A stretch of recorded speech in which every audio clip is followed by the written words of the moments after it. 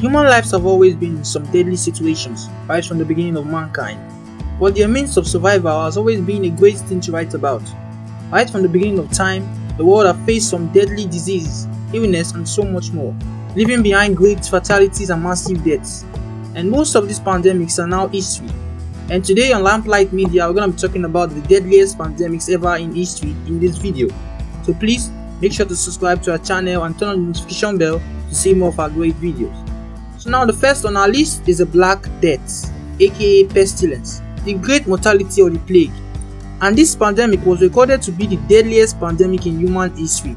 And this pandemic was recorded to have lasted for 7 years, that is from 1346 to 1353, and caused an estimated death toll of up to 70 to 200 million. And this plague spread around Eurasia, some parts of Africa. This disease is caused by the bacterium Yersinia pestis and is believed to most likely originated in Central Asia or the East Asia, from where it traveled along the Silk Road, reaching Crimea by 1347. From there, which is most likely carried by fleas, even in the black rats that traveled on Genoese merchant ships, spreading around the Mediterranean basin and reaching Africa, Western Asia, and the rest of Europe via Constantinople, Sicily, and the Italian peninsula. And this plague was estimated to have reduced Europe's population with up to 30 to 60%. The Spanish flu, aka 1918 flu pandemic, was an unusually deadly influenza pandemic caused by the H1N1 influenza A virus.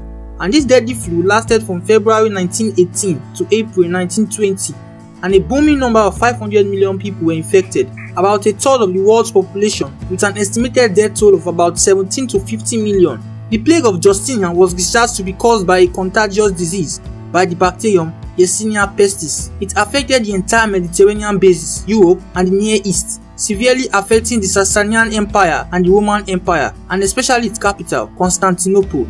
And this plague was named after the Roman emperor at that time by the name Emperor Justinian I, who, according to the court historian, contracted the disease at the height of the plague, and it was estimated to have killed about 25 to 100 million people. And an amazing thing about this one is that this plague was still caused by the same bacterium that caused the Black Death. Antonine Plague, aka Plague of Galen, which was named after the physician who described it, was an ancient pandemic brought to the Roman Empire by troops who were returning from campaigns in the Near East. And this plague was suspected to have been smallpox or measles. Ancient sources agree that the plague appeared first during the Roman siege of the Mesopotamian city Seleucia, and it was reported to have ceased. And 9 years later it broke out in 186 AD and caused up to 2,000 deaths a day in Rome. 1/4 of those were affected, and a total estimation of 5 million deaths were recorded, and it killed as much as 1/3 of the population in some areas and devastated the Roman army. And last but not the least, the plague of Athens was the plague that devastated the city-state of Athens in ancient Greece.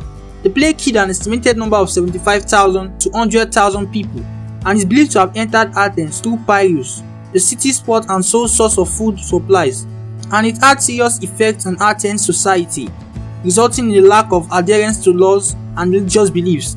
In response, laws became stricter, resulting in the punishment of non-citizens claiming to be Athenians, and even the Athenian leader Pericles died from the plague. The plague returned twice more after the first, and some 30 pathogens have been suggested to have caused the plague. Well, that's a lot of talks about pandemics. Feel free to share your views with us in the comments, and if you like this video, please give it a like, and don't forget to subscribe if you haven't done so. Please watch our next video, and thanks for watching.